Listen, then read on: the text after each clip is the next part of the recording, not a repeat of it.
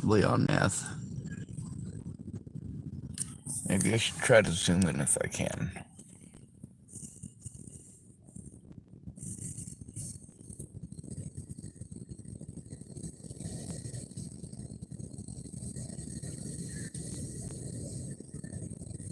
But he's been screaming and hooting and hollering and screaming about raping people and videoing it, and saw some woman walking across the street. He was screaming that shit at her.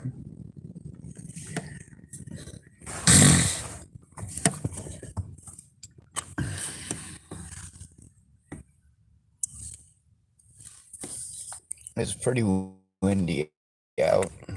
We might get some precipitation. I should probably rest up. Maybe if I open my door, you'll be able to hear him over the traffic. That depends on how loud he's yelling, but I hope he stopped for a bit.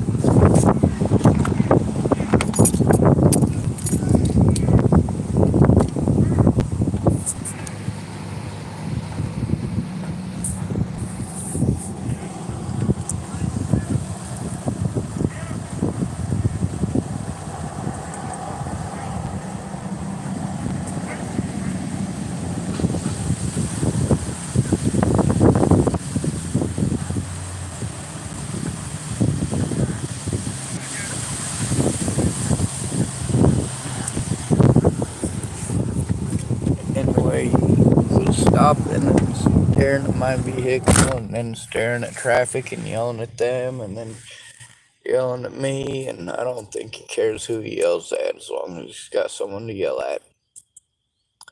Now, obviously, he's got some problems of his own.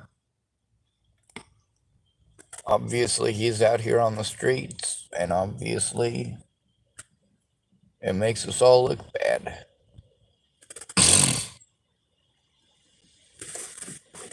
So, all these homeless people that you see every day, some of them you might not even know they're homeless.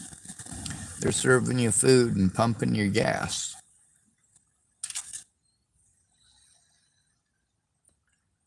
And you guys just can't find nothing nice to say about them. You got a homeless person who's been good to you forever and a fucking day. Never had an issue with you, never been fucking horrible to you. You hear a rumor and you fucking stomp them into the dirt like they're nothing.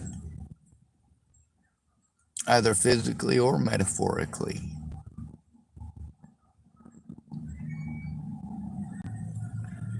You treat us like we're all Dean, or like we're all that guy across the street, or like we're the people down there at the meth camp. Yes, I go to the dangerous camps.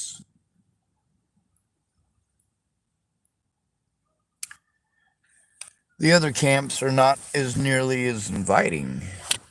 Someone calling themselves Royal Biscuit 34 types, what the fuck is this? Well, it's me showing what it's like out here on the streets. My vehicle's currently broken down in a grocery center parking lot. And this guy is across the street hooting and hollering and shouting and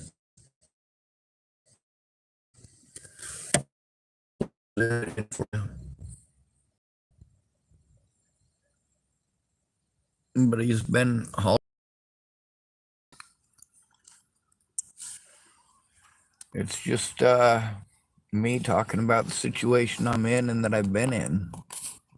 I mean, it's not a lack of trying that gets me stuck here. It's the fact that we're in America, Nobody in a capitalist society gets by themselves unless you're born into money, in which case you didn't do it by yourself, you inherited it.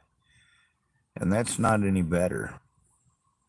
Royal Biscuit 34 type, well, God bless you, man. Well, a lot of people say that, but then they look at the stuff going on in my life and they're like, dude, what the hell? They look up Natalie Bollinger's name and they come at me like I kicked their dog or something. And it's just horrible. Now, trying to stop the abuse over that got me abused by other people with a history of abusing people. I'm willing to give people a second chance, but I never get a first one. And that's what the mentally ill tag does. It makes the most abused people in America into greater victims. And you say, oh, well, they're all druggies and they're all this and they're all that. No, they're not. They're not all that. For me, getting pushed into the mentally ill fucking Tweakerville bullshit, and, having it pushed by cops in the courts even, I'm like, you know what? You guys need to stop doing that. You need to allow the victims to speak instead of just going off on the deep end and destroying somebody's credibility and going, oh, well, we're not going to look at any evidence. Here's a public pretender. And those guys are the biggest joke. Oh, my God. They get paid whether they win or lose, so there's no incentive for them to win or lose. So they basically trade us like baseball cards. Some of my videos, you get to hear people who are actually willing to help, and you can hear it in their voices, and then you can also hear the tones of voices of the other people who aren't going to help. They're not going to look it up. They're not going to find out. They keep telling you got to do it yourself. Well, you can't do it yourself. You're not supposed to, and you're not allowed. That's the biggest thing with all these people saying, Sean, you got to do it yourself, when I've gone to them for help. Like, I'm not allowed. That's the part that I don't get. That's what I don't understand why nobody else gets. Now, this guy over here, it's kind of sort of a safety issue and a safety risk right now, just having him anywhere near me. I mean, if he gets harassed by the cops, there's a possibility I might get harassed by the cops. Although I think he'll be a handful. And he just put on his backpack like he's going to leave.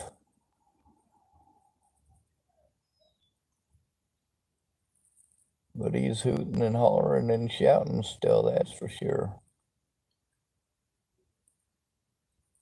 Nope, I don't think he's going to leave.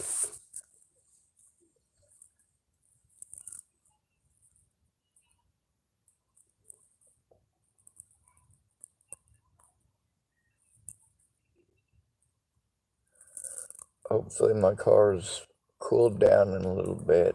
It's been, I don't know, 30 minutes close to it. So I should be able to put some radiator fluid in and check the oil and see what happens. I suppose while I'm waiting for it to finish cooling down, because it was all the way into the red line, I'll probably make a video about a lady I know named Tammy. And hopefully that guy across the street does not become a safety risk or a safety issue.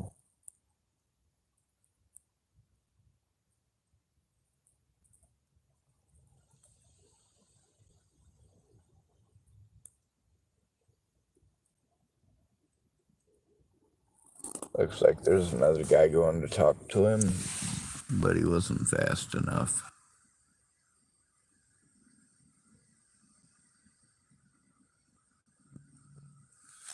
Anyway, that stuff, it does freak me out when people do that.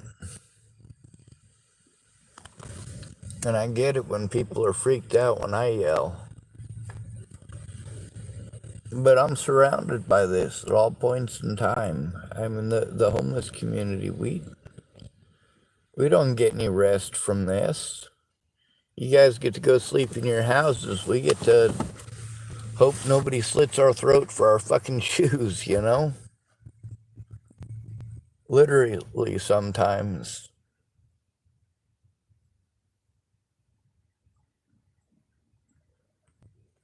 Anyway, it looks like he's gone, so we'll see what happens. I'm probably gonna end up staying the night because I got a feeling that there's a hose that's loose and I gotta actually get in there. I'll need some daylight to do that. Hopefully I don't get in trouble for staying in my car here for the night. Good to be with you. Thanks for coming to visit. Stay out of trouble or don't get caught. Remember, you are your brother's keeper and no victim left behind.